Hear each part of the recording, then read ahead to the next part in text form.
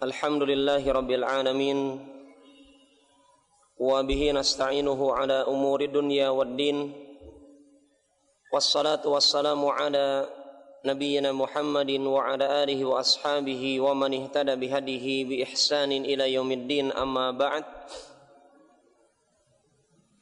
Para hadirin kaum muslimin dan muslimat jamaah Masjid An-Nur yang dirahmati dan dimuliakan oleh Allah Subhanahu wa taala.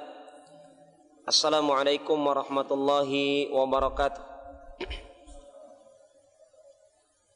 Alhamdulillah, segala puji dan syukur kita panjatkan kehadirat Allah Subhanahu wa taala yang hingga saat ini masih memberikan kepada kita kenikmatan, nikmat melaksanakan salat maghrib berjamaah di masjid, nikmat melaksanakan ketaatan demi ketaatan di hadapan Allah Subhanahu wa taala, dan kita memohon kepada Allah Subhanahu wa taala semoga Allah memperkenankan kepada kita di kesempatan kali ini untuk memberikan tambahan ilmu dan rizki pemahaman dari kajian kita pada malam hari ini biidnillahi ta'ala, amin ya rabbal alamin. Ikhwani wal akhwat, para jamaah, bapak-bapak dan ibu-ibu dan para pemuda-pemudi yang dimuliakan oleh Allah Subhanahu wa taala. Pembahasan kita malam ini melanjutkan pembahasan mengenai sejarah kehidupan Rasulullah sallallahu alaihi wasallam dari kitab Ar-Rahiq Al-Makhtum yang ditulis oleh Syekh Safi Rahman Al-Mubarakfuri rahimahullahu ta'ala, dan telah kita bahas di pertemuan kemarin tentang pemboikotan massal kepada kabilah ataupun Bani Hashim dengan Banil Muttalib yang dilancarkan oleh orang-orang kafir Quraisy ketika mereka sudah kebingungan lagi untuk mencegah dan bahkan mungkin menghilangkan program dakwah tauhid di kota Makkah tatkala itu. Maka kita dapatkan di tahun ke-7, ya, di tahun ke-7 Nabi Muhammad sallallahu alaihi wasallam diutus oleh Allah menjadi Rasulullah, menjadi Nabi Allah. 7 tahun pertama dalam sejarah Islam telah terjadi pemboikotan massal, dan yang diboikot tidak hanya orang-orang beriman, tetapi di dalamnya ada orang-orang musyrik dari Bani Hashim dengan Banil Muttalib, karena mereka bentuk solidaritas kekerabatan dengan baginda Rasulullah SAW atas perintah dari Abu Thalib sebagai tokoh dari kalangan orang-orang Quraisy.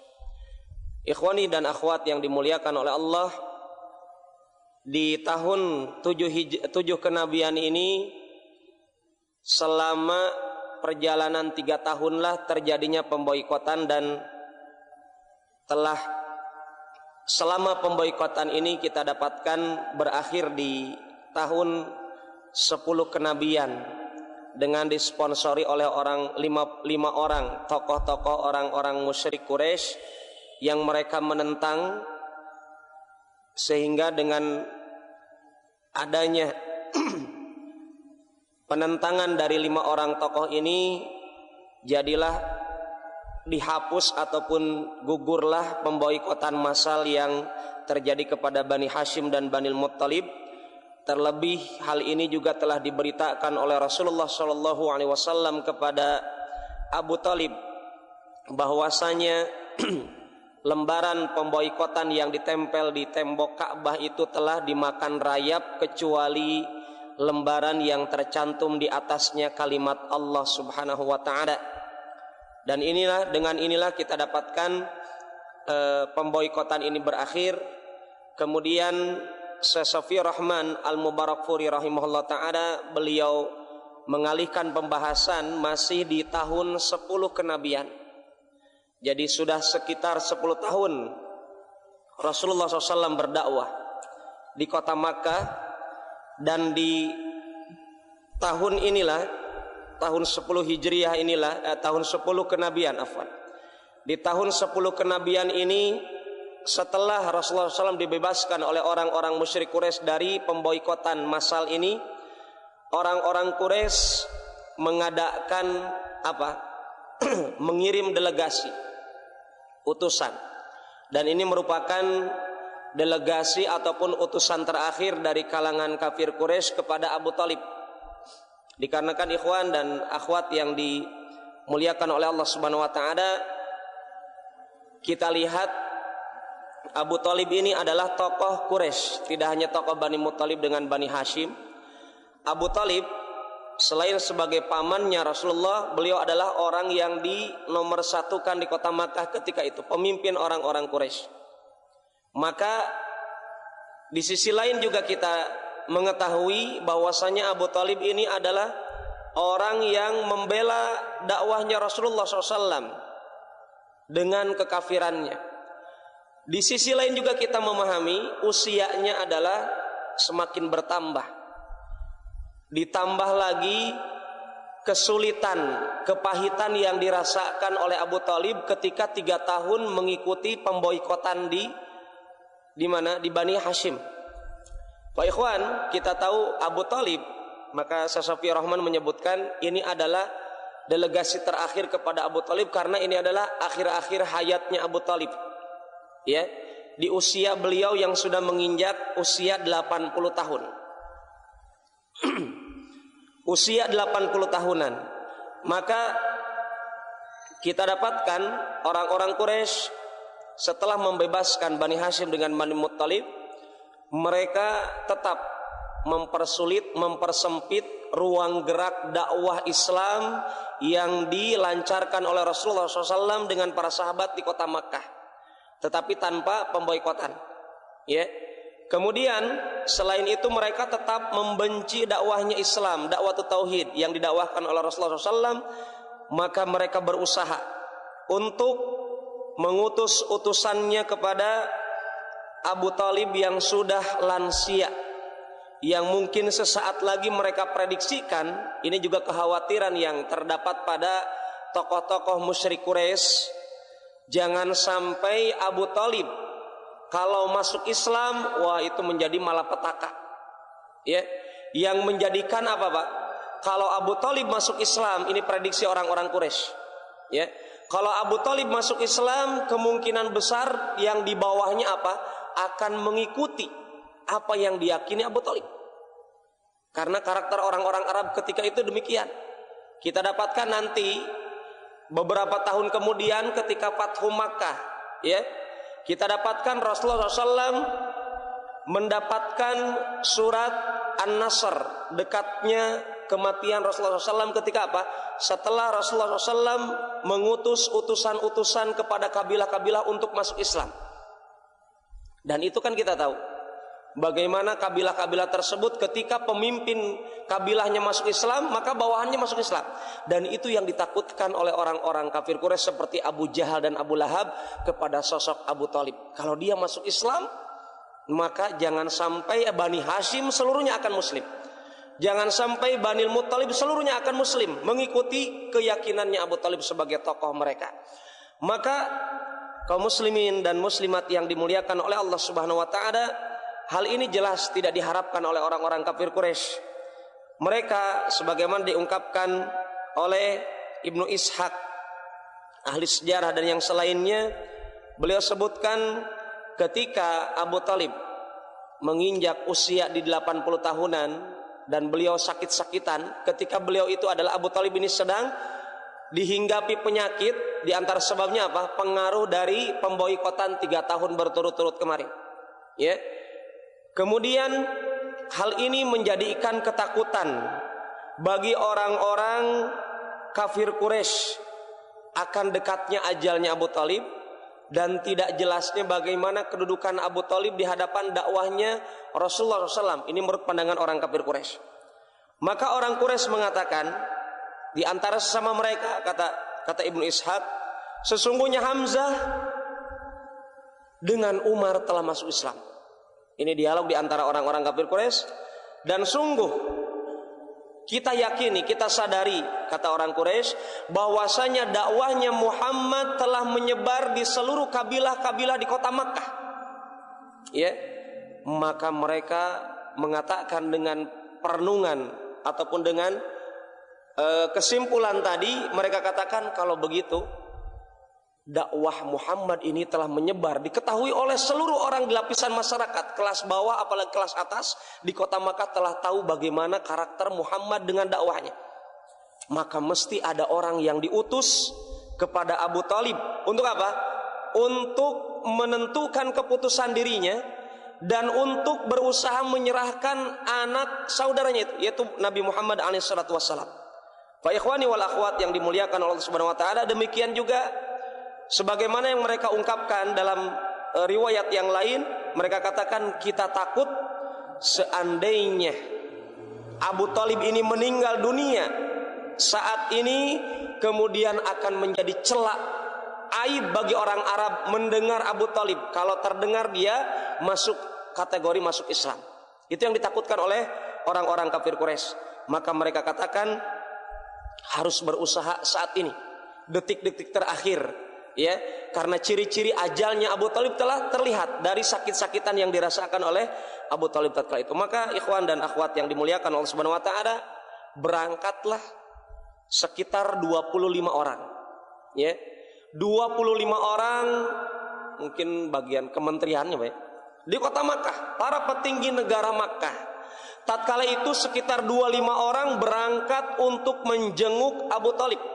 Di antara mereka Utbah ibn Rabi'ah yang kemarin kita sebutkan, ya, yang menawarkan Rasulullah SAW dengan harta dunia.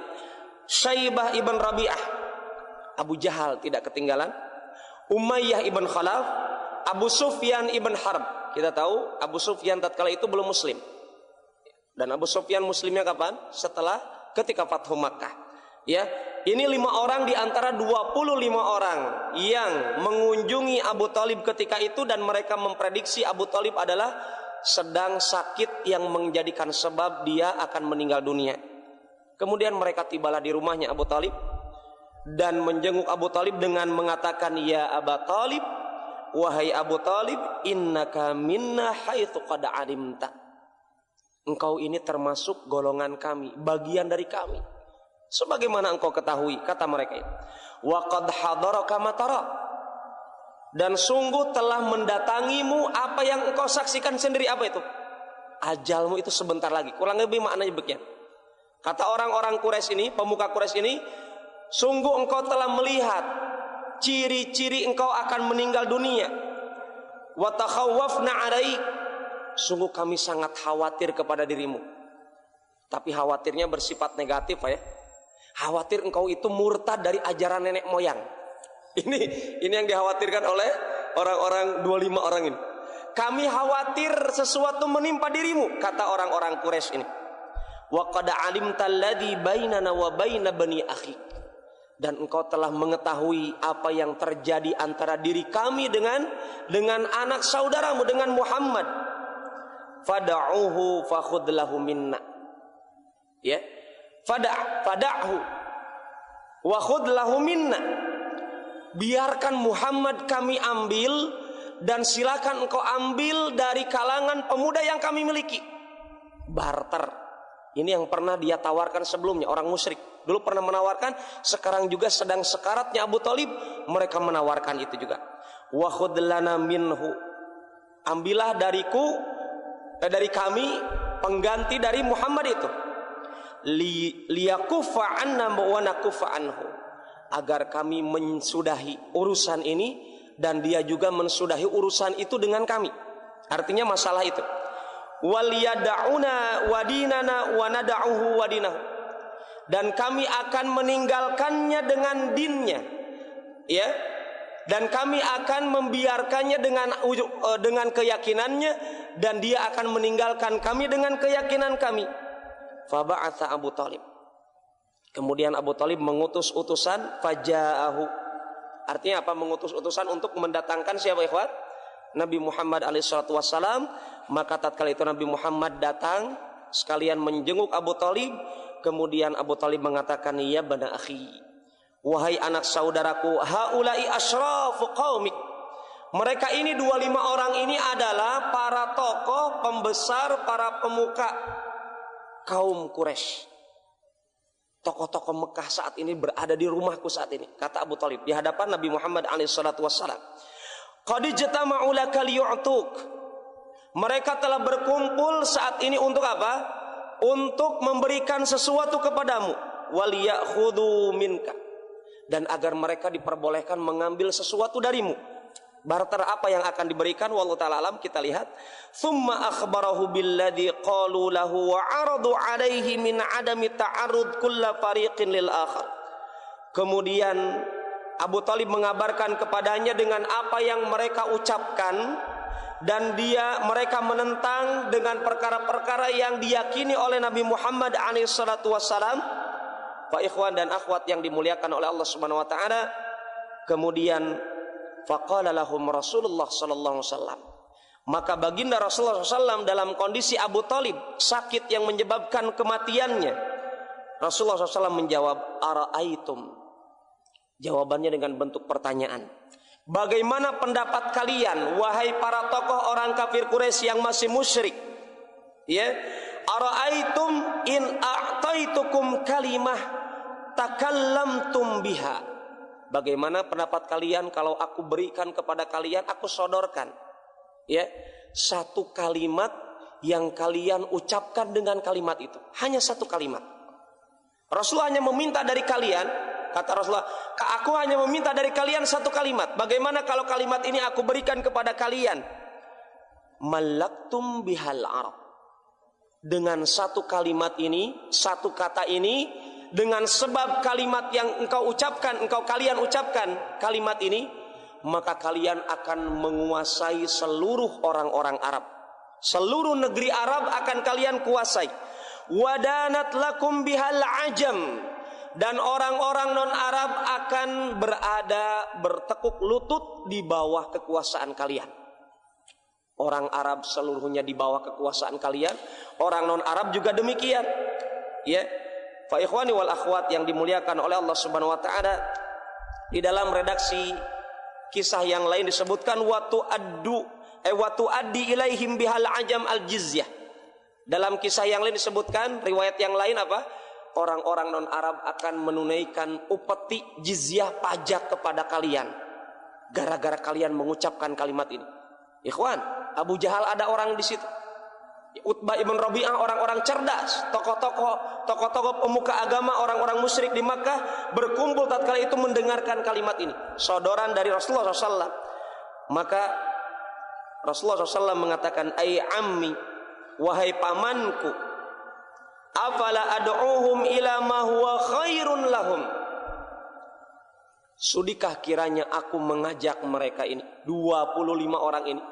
Jelas kalau 25 orang ini mengikuti ucapan Nabi Muhammad di tahun 10 kenabian, maka jelas ikhwan, pemuka Quraisy mengucapkan hal ini, berarti apa? Orang Makkah pun akan ngekor, ikut-ikutan, betul tidak? Mengikuti pemimpinnya.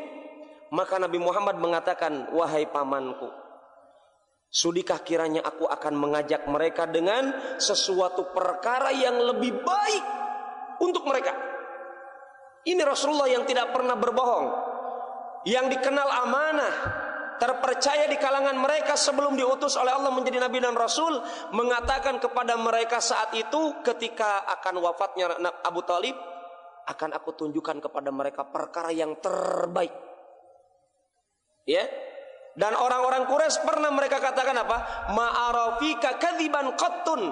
Sungguh kami itu tidak pernah menyaksikan engkau itu berdosa sekalipun. Demikian juga saat ini ikhwan dan akhwat yang dimuliakan oleh Allah Subhanahu wa taala.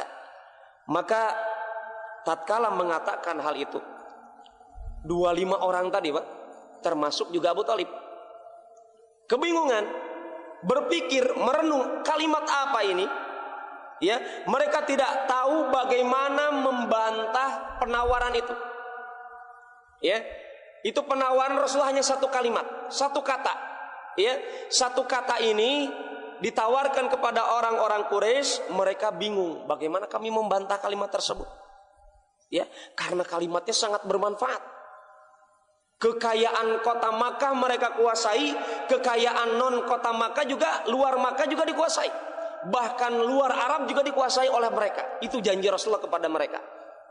Ya, ikhwan dan akhwat yang dimuliakan Allah Subhanahu wa taala, Abu Jahal pelopor dalam masalah ini, ya. Dia katakan, "Mahi," apa itu? Kalimat apa itu? "Wa abika lanu'tikaha wa asyra amsalihha." Demi bapakku, kata Abu Jahal, "Wahai Muhammad, demi bapakku, sungguh kalau betul itu engkau akan berikan kepada kami kalimat itu, yang dengan sebab itu apa? Dunia kami pegang, kami pemimpin dunia." Apa kata Abu Lahab?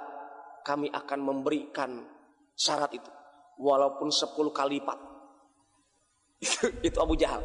Ya, kami akan memberikan hal tersebut, walaupun kami mesti 10 kali kami memberikan syarat itu. 10 kali lipatnya akan kami berikan.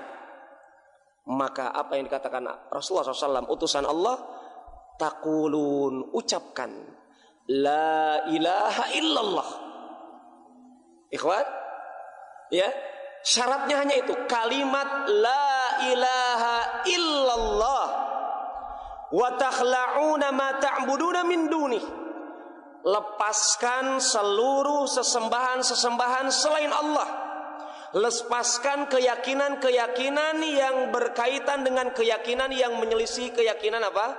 Mengesahkan Allah, itu lepaskan. Kalau kemusyrikan, lepaskan seluruhnya. Ucapkan kalimat la ilaha illallah. Ikhwan dan akhwat yang dimuliakan Allah Subhanahu wa taala, fasafaqu bi'aidihim. 25 orang itu mendengar syaratnya dari Rasulullah, cuma satu kata itu, ternyata itu, mereka mengatakan apa? Dengan tangannya, "Hah? Apa itu?" Menolak. Ya, menolak, menyepelekan syarat yang disyaratkan oleh utusan Allah, menepukkan tangan mereka dengan bentuk apa? Penghinaan kepada kalimat la ilaha illallah. Kemudian mereka katakan, "Aturiduna ya Muhammad, apakah engkau wahai Muhammad kamu itu mau menghendaki antaj'alal alihah ilahan wahida?" Yang engkau kehendaki dari kami ini, tuntutan satu kalimat itu, ternyata engkau inginkan kami menjadikan sesembahan yang 360 itu menjadi satu sesembahan. "Inna amraka la'ajab." Sesungguhnya perkara kamu ini urusan yang sangat mencengangkan, sangat aneh. Jadi aneh, ikhwan. Tetapi ikhwan dan akhwat yang dimuliakan Allah Subhanahu wa taala, lebih aneh lagi adalah orang Islam yang tiap hari tahlilan, besok paginya datang ke kuburan. Lebih aneh lagi adalah orang-orang Islam yang setiap sholat dia mengatakan dalam syahadatnya, berikrar kepada Allah, "Asyhadu an la ilaha illallah wa asyhadu anna Muhammadan abduhu wa rasuluh." Tapi di tangannya ada cincin dari jimat yang dia yakini mendatangkan manfaat, mencegah malapetaka. Pakaiannya dibaca-baca dan seterusnya dan seterusnya, tetapi dia mengucapkan kalimat la ilaha illallah. Lebih cerdas 25 tokoh orang Quraisy dengan kemusyrikannya yang enggan mengucapkan kalimat la ilaha illallah daripada orang-orang Islam yang saat ini KTP-nya muslim tetapi tidak memahami kalimat la ilaha illallah. Fa ikhwani wal akhwat yang dimuliakan oleh Allah Subhanahu wa taala. Sehingga setelah mereka tepuk-tepuk begitu, 25 orang ini saling berbicara di antara mereka, "Innahu wallah." Sungguh, kata mereka, tokoh-tokoh Quraisy, didengar sendiri oleh Abu Thalib, mereka mengatakan, "Wallah, demi Allah, ma hadzal rajul bimu'tikum syai'an mimma turidun." Sungguh, ini antara mereka berbicara, demi Allah, mereka bersumpah dengan nama Allah, mereka katakan, "Ini laki-laki Muhammad ini," kata mereka, "tidak akan pernah memberikan apa yang kalian inginkan." Yakin itu. Karena syarat itu sampai sudah mentok itu, sudah dipiramidkan bentuknya, intinya itu. "Qulu la ilaha illallah tuflihu," kata Rasulullah dalam hadis yang lain. Ucapkan la ilaha illallah, tidak ada syarat lain, hanya itu wahai orang-orang kafir Quraisy. Ucapkan la ilaha illallah, dijamin kalian akan jaya, akan menang. Itu yang diucapkan. Maka orang-orang Quraisy mengatakan, pemimpinnya, demi Allah ini Muhammad tidak akan pernah memberikan apa yang kalian minta. Fantalaqu wamdu ala dini abaikum. Sudah, bubar. Bubar, pergi. Ya, pergi kita. Mari kita pergi. Mari kita berada di atas keyakinan nenek moyang kita. Itu. Ya, seruan Nabi Muhammad hanya satu kalimat, mereka menjawab dengan kalimat kemusyrikan yang sangat banyak. Dengan kalimat yang tetap, prinsip mereka apa? Biarkan kami di atas ajaran kemusyrikan kami. Hatta yahkumallahu bainakum wa bainahu thumma tafarraqu. Sehingga Allah menghukumi, memutuskan perkara antara kami dengan Muhammad ini. Kemudian mereka bubar dari perkumpulan tatkala itu di rumahnya Abu Talib. Fa ikhwani wal akhwat yang dimuliakan oleh Allah Subhanahu wa taala. Ketika itu bubar, Abu Talib bertambah sakit. Nabi Muhammad tidak meninggalkan dakwahnya. Dan kita tahu juga di pertemuan sebelumnya kita dapatkan Nabi Muhammad mengatakan apa? Ya ammi, wahai pamanku, seandainya mereka law wada'u syamsa an yamini wal qamara an yasari ala an atruka hadzal din ma taraktuhu hatta ya'ti Allah bi amri au ahluka fihi. Ya, Rasulullah mengatakan, wahai pamanku, seandainya mereka berani sanggup meletakkan matahari di sebelah kananku, sebelah tangan kananku, dan bulan di sebelah kiriku, untuk aku tinggalkan ajaran Islam ini, sungguh tidak akan aku tinggalkan sampai Allah tetapkan keputusannya untuk menampakkan ajaran Islam, atau aku mesti binasa, hancur mempertahankan prinsip tauhid ini. Itu Nabi Muhammad yang pernah beliau ucapkan di pertemuan sebelumnya. Fa ikhwan dan akhwat yang dimuliakan Allah Subhanahu wa taala, berlanjutlah kisah ini. Setelah mereka bubar, datanglah tibanya ajalnya Abu Talib. Dan ini kalau antum baca dalam kitab Berjanji, ya, saya tadi sempatkan juga baca. Dalam kitab Berjanji itu Abu Talib wafatnya itu di bulan Syawal. Dan itu adalah pendapat yang lemah, kata Syekh Sofiyur Rahman. Ya, Abu Talib itu setelah diboikot beliau ini, Abu Talib ini, dengan Rasulullah SAW, dengan Bani Hashim dan Bani Muttalib, ya, selama 3 tahun dari 7 kenabian sampai 10 kenabian, dan berakhir kemarin di bulan Muharram. Nah, dari bulan Muharram sampai wafatnya Abu Talib ini, jeda waktunya sebenarnya pendapat yang terkuat adalah 6 bulan. Jadi yang benar adalah pendapat yang mengatakan Abu Talib itu wafatnya di bulan Rajab. Jadi dari Muharram. Setelah bulan Muharram, bulan apa Pak? Saya ingin mengetes. Kajian sejarah kan, kajian sirah, kajian bulan-bulan juga. Kita tahu sekarang bulan April. Tapi tahu gak ini bulan apa? Jumadil apa ini? Jumadah Tsaniyah. Taib. Setelah bulan Muharram bulan apa? Kalau setelah bulan Januari kan, kalaupun ngigau kita pasti ucapkan Februari biasanya. Dengan ngigau saja kita hafal bulan Masehi. Muharram, kemudian apa Tuhan? Sampai nanti bersambung kepada kalimat Rajab di angka 6. Muharram, Safar. Kenapa berhenti di bulan kedua? Muharram, Safar. Apa ini? Rabiul Awwal, Rabiul Tsani, Jumadil Ula, Jumadil Tsaniyah, Rajab. Jadi sekitar 6 bulan. Ya, dari bulan Muharram, berarti kalau bulan Muharramnya di sini, Safar, Rabiul Awwal, Rabiul Tsani, Jumadil Ula, Jumadil Tsani, Rajab. Di bulan ke-6, kata Syekh Sofiyur Rahman, Abu Talib ini meninggal dunia.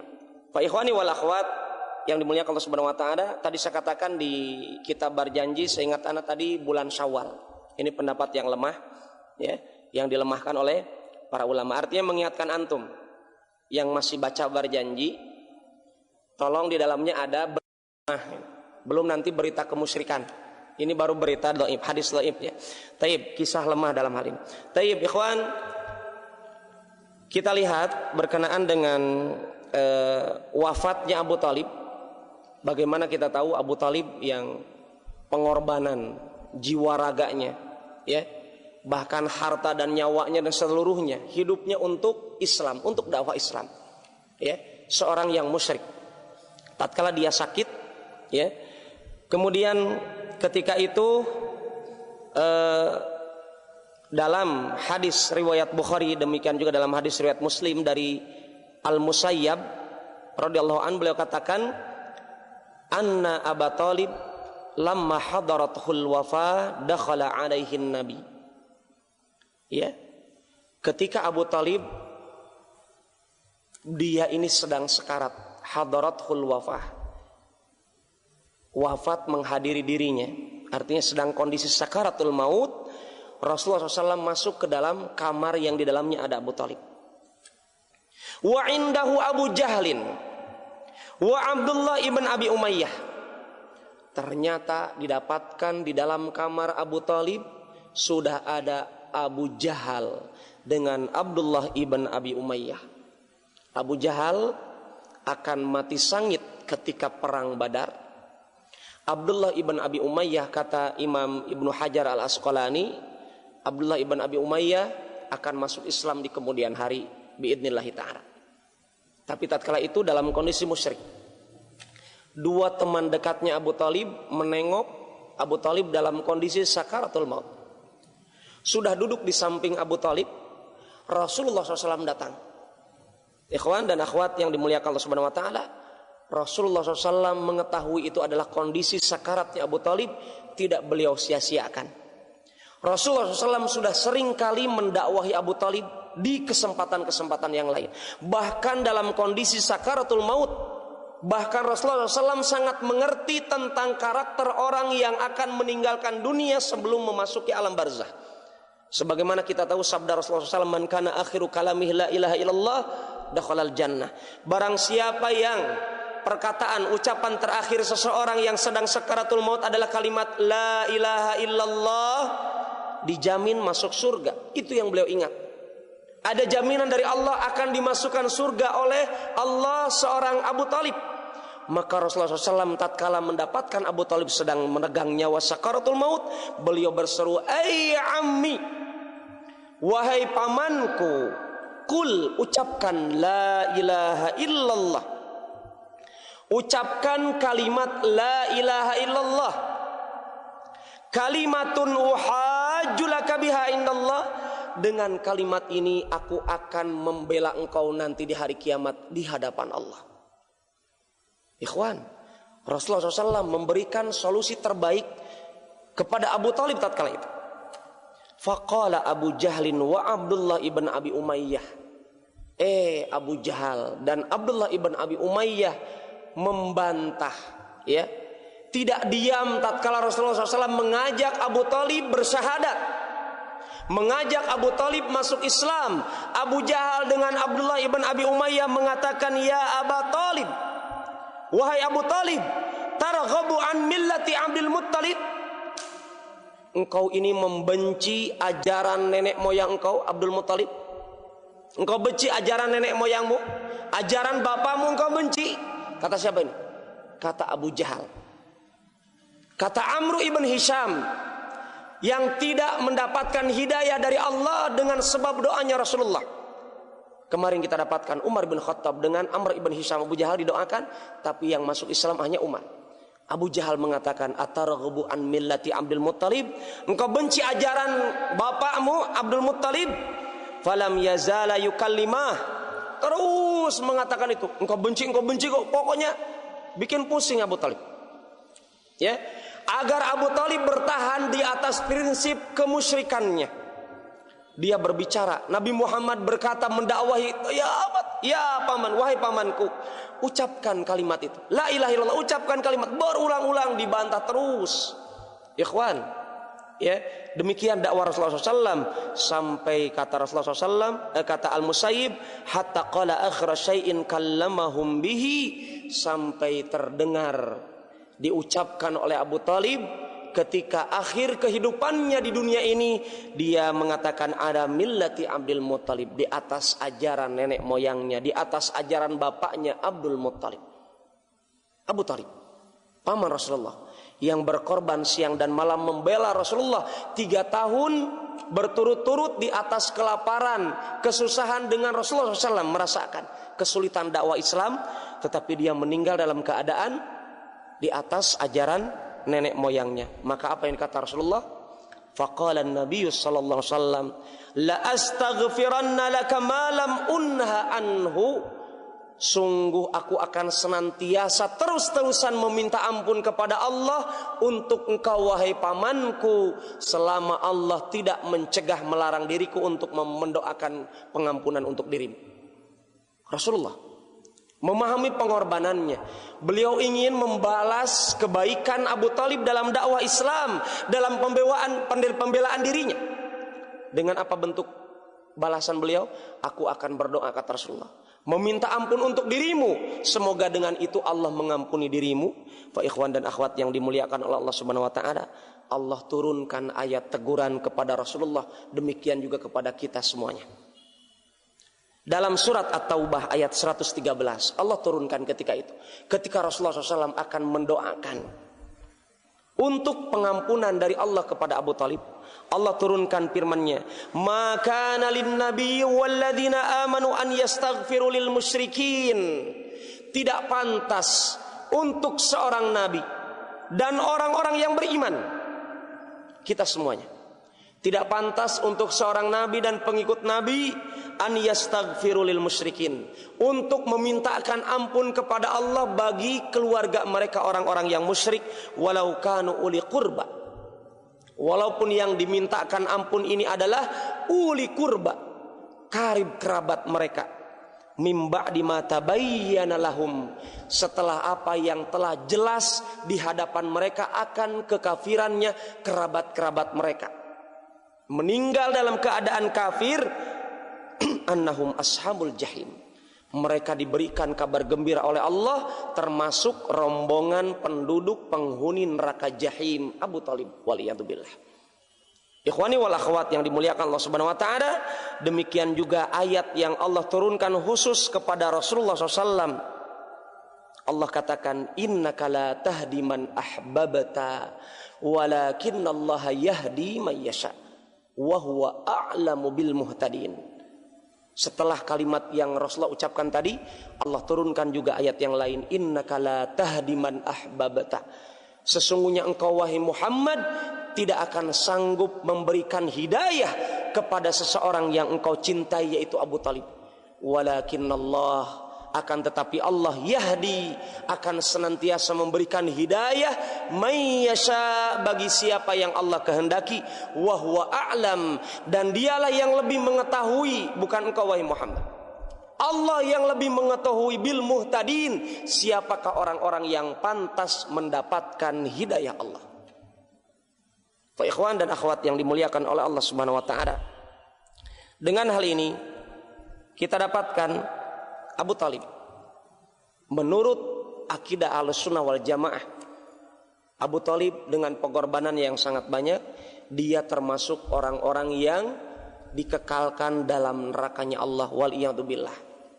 Dan ini pelajaran berharga bagi kita semuanya ikhwan dan akhwat, bahwasanya kita walaupun bukan ahlul bait, bukan kerabat Rasulullah SAW, tetapi karena kita adalah umatnya Nabi Muhammad, maka ini merupakan keistimewaan yang sangat besar di hadapan kita semuanya yang mesti kita syukuri. Ketika kita mengingat Abu Lahab, ketika kita mengingat Abu Jahal, ya, ketika kita mengingat Abu Thalib, masih ada jalur kekerabatan dengan Nabi Muhammad tetapi tidak mendapatkan hidayah, kita katakan alhamdulillah ala nikmatil hidayah. Segala puji milik Allah yang telah memberikan kami hidayah. Dan telah kita sebutkan kemarin tentang teguran Allah kepada Rasulullah, walaula an thabbatnaka laqad kitta tarkanu ilaihi syai'an qalila. Seandainya bukan karena Allah yang mengokohkan keimanan engkau, sungguh engkau wahai Muhammad akan mengikuti pendapat mereka orang musyrik walaupun cuma sedikit. Artinya ikhwan, ketika kita dapatkan kita sampai saat ini dan kita senantiasa meminta kepada Allah agar senantiasa berada di atas jalan hidayah. Siapa yang memberikan kemudahan kita mengikuti pengajian? Siapa yang memberikan kemudahan kita memahami Al-Quran dan hadis? Siapa yang memahamkan kita dengan bagaimana praktek ibadah Rasulullah yang benar? Kalau bukan Allah Subhanahu wa ta'ala. Artinya ketika kita dapatkan kenikmatan demi kenikmatan dalam Islam ini kita rasakan, ini bukan karena kecerdasan akal pikiran kita, bukan karena kekuatan fisik kita, bukan karena dari kemampuan manusia, tetapi kita katakan qul bifadlillahi wa birahmatih. Karena fadilah dari Allah dan karena rahmat Allah Subhanahu wa taala. Demikian juga kita dapatkan ikhwan, orang-orang Syiah berbeda pendapat dengan Ahlus Sunnah wal Jamaah. Orang Syiah kalau antum dapatkan dalam buku-buku mereka, buku-buku literatur mereka, baik buku-buku kudama, buku-buku orang-orang Syiah yang lama ataupun kontemporer, mereka akan mengatakan Abu Thalib alaihi salam. Abu Thalib semoga Allah memberikan keselamatan. Karena Abu Thalib menurut orang-orang Syiah adalah ahlul jannah.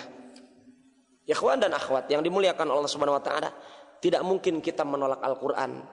Tidak mungkin kita menolak hadis Rasulullah SAW yang mengabarkan kepada kita semuanya. Ketika Al-Abbas Ibn Abdul Muttalib, kita tahu Al-Abbas sebagaimana Hamzah termasuk dua paman Rasulullah SAW yang masuk Islam. Al-Abbas Ibn Abdul Muttalib dalam hadis riwayat Bukhari, Al-Abbas pamannya Rasulullah. Beliau Abbas di samping Abu Thalib siapa ya kawan?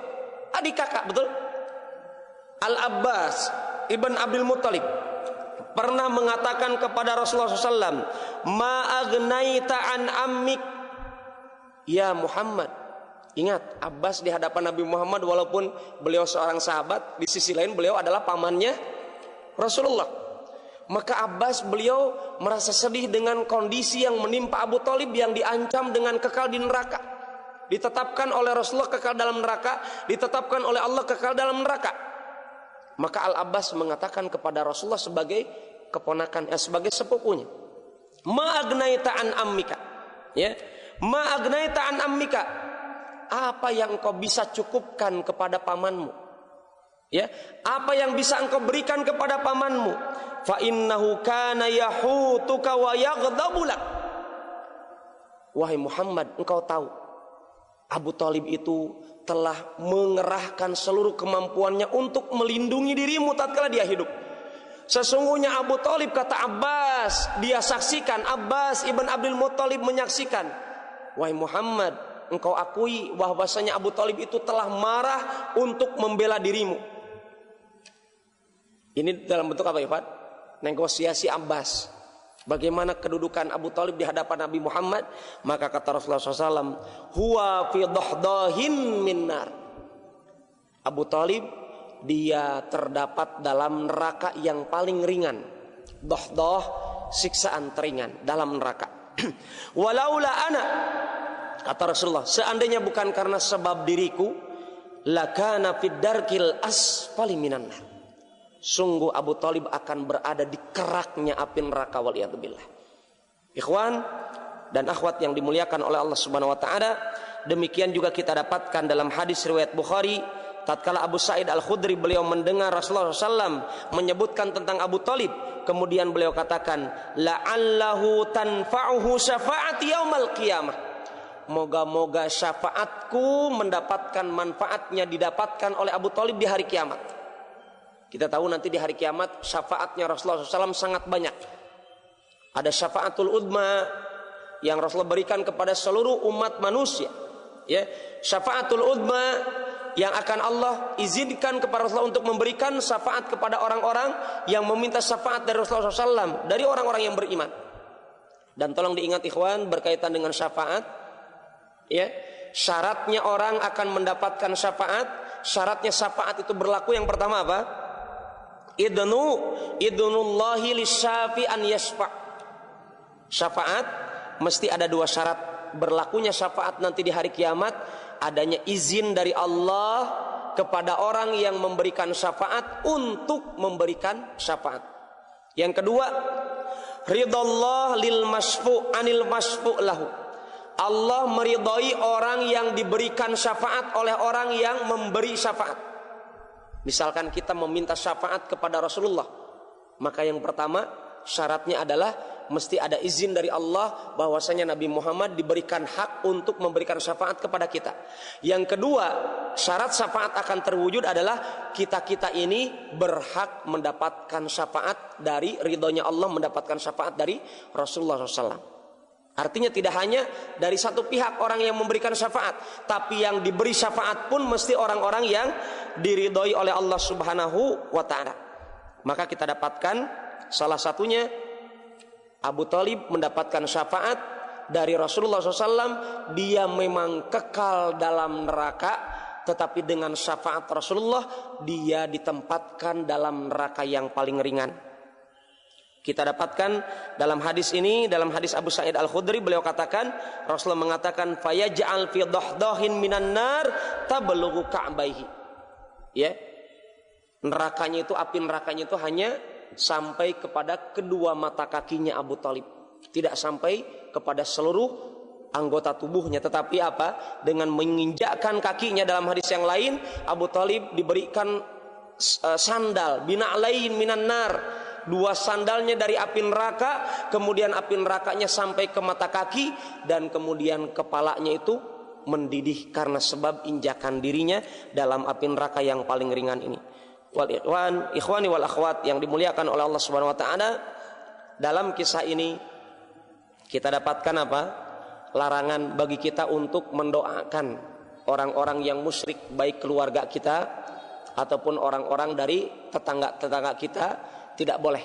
Kalau mereka musyrik, maka tidak boleh kita doakan. Yang kedua, syafaatnya Rasulullah kepada pamannya yaitu Abu Thalib ini terjadi setelah turunnya ayat-ayat yang tadi kita sebutkan, untuk sebagai bentuk apa?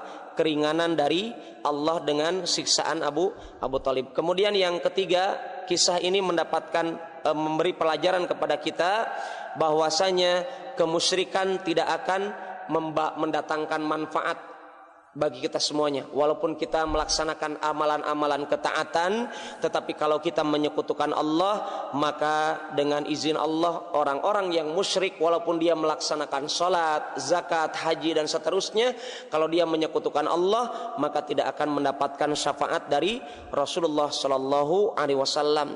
Kemudian yang terakhir dari kisah ini adalah hati-hati dengan teman yang jelek. Artinya ikhwan, seandainya saja, ini kalau kita boleh berandai-andai, ya, kalaulah saja kisahnya Abu Thalib itu ketika dia meregang nyawa itu hanya disaksikan oleh Muhammad alaihi salatu wassalam, hanya Nabi Muhammad saja yang berada di sisinya Abu Thalib, biidnillahi ta'ala pasti Abu Thalib akan mengatakan apa? Kalimat la ilaha illallah. Tetapi karena adanya peringatan dari Abu Jahal dengan Abdullah ibn Abi Umayyah, kita dapatkan dengan hal itu Abu Thalib dia meninggal dalam keadaan menyekutukan Allah. Di sini kita dapatkan ikhwan, sebagaimana sabda Rasulullah SAW, ar-rajulu ala dini khalili. Seseorang itu tergantung keyakinan saudara yang dia jadikan temannya. Falyandur ahadukum man yukhalil. Hendaklah seorang masing-masing memperhatikan siapakah teman yang dia jadikan teman hidupnya. Demikian ikhwan dan akhwat yang dimuliakan oleh Allah Subhanahu wa taala, kajian kita pada malam hari ini semoga bermanfaat. Wallahu taala alam bissawab. Subhanakallahumma rabbana wa bihamdik asyhadu an la ilaha illa ant astaghfiruka wa atubu ilaik. Walhamdulillahirabbil alamin. Assalamualaikum warahmatullahi wabarakatuh.